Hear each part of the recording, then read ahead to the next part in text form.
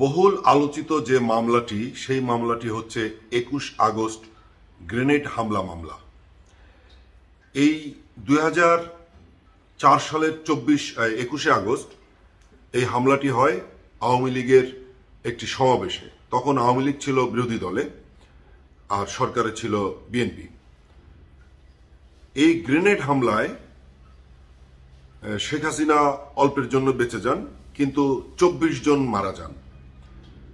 সেই মামলায় তারেক রহমান সহ যাদের বিরুদ্ধে এই হত্যা মামলাটি করা হয়েছিল, সেই মামলাটি প্রায় এই ২০২৪ সাল চলছে। তার মানে ২০ বছর ধরে এই মামলাটি চলছে। একটা মামলা ২০ বছর ধরে কেন চলবে? আমরা দেখলাম যে সেই মামলায় তারেক রহমানের যাবজ্জীবন কারাদণ্ড হয়েছে এবং গুরুত্বপূর্ণ কয়েকজন নেতার বিএনপির তাদের মৃত্যুদণ্ড দেওয়া হয়েছিল। এবং তারেক রহমান দীর্ঘ বছর ধরে দেশে আসেন না বা আসতে পারেন না। তার বিরুদ্ধে অনেকগুলো মামলা দেওয়া হয়েছিল, কিন্তু এই মামলাটি ছিল সবচেয়ে বেশি গুরুত্বপূর্ণ মামলা এবং তার বিরুদ্ধে যখন রায়ও হয়ে গেছে যাবজ্জীবন কারাদণ্ড, ফলে তিনি আর গত সরকারের আমলে আসার কোনো সুযোগ ছিল না।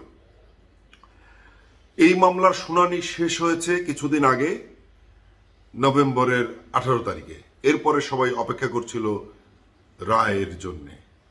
আজ ১ ডিসেম্বর সেই রায়টি হলো।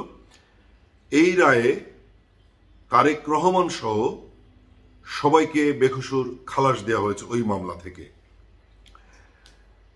এবং ধারণা করাই যায় যে এটি একটি রাজনৈতিক মামলা ছিল।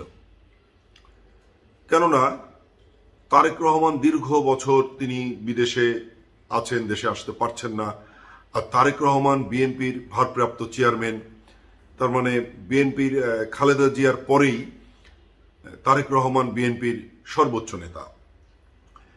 আর বিএনপির পক্ষ থেকে সবসময় আশা করা হয় যে তিনি দেশে আসবেন এবং তিনি বিএনপির হাল ধরবেন। যাই হোক, আমি যেটা বলতে চাচ্ছি যে একটি মামলা ২০ বছর ধরে কেন চলবে? মানে ২০ বছর ধরে একটি মামলা যদি ঝুলে থাকে, সেই মামলার মানে সেটিকে অবশ্যই বলতে হবে যে রাজনৈতিক হয়রানিমূলক মামলা। যাই হোক বন্ধুরা, যা জানতে পারলাম যে তারেক রহমান সহ সবাই বেকসুর খালাস পেয়েছেন এবং তারেক রহমানের বিরুদ্ধে যতগুলো মামলা ছিল তার মধ্যে এই মামলাটি ছিল সবচেয়ে গুরুত্বপূর্ণ।